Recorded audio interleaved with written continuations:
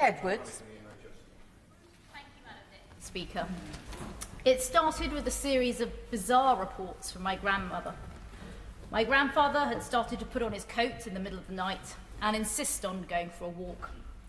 She found plates of cheese in the airing cupboard instead of the fridge.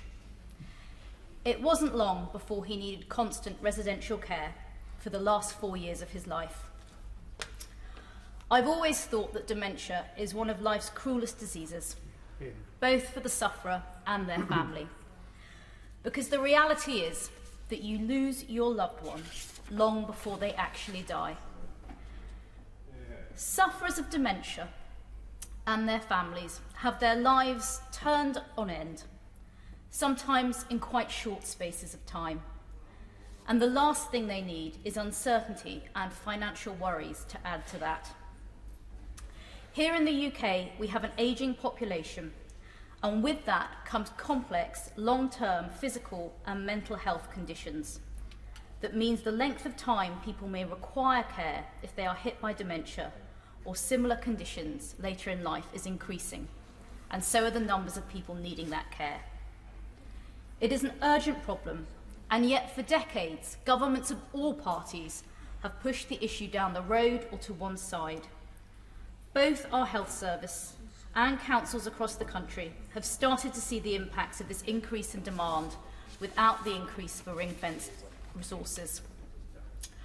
I'm therefore glad to see the government tackling this head-on, both with the social care levy set out in this bill and the planned white paper in the autumn.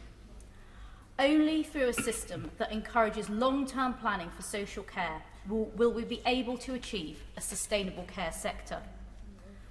Like with pensions, we should be thinking about care provision, planning and taking responsibility for that provision from the start of our working lives.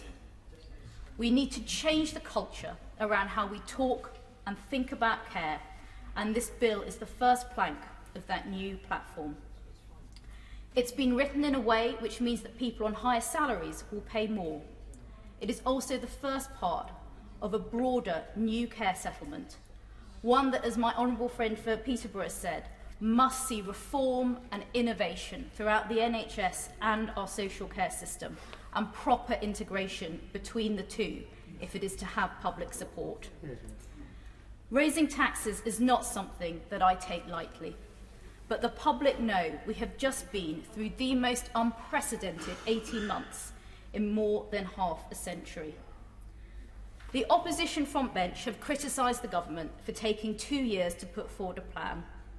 They have taken 24 years and they still have no plan, unless we are counting the broad shoulders tax, which I'm sure we are all looking forward to hearing more details on. Will it be a tax on income, on assets, or on literal shoulders? I wait to see, Madam Deputy Speaker. Words are easy, decisions are hard. That's why the public voted this government into office, to make those tough decisions and plan for the long term, and that's what we are doing today.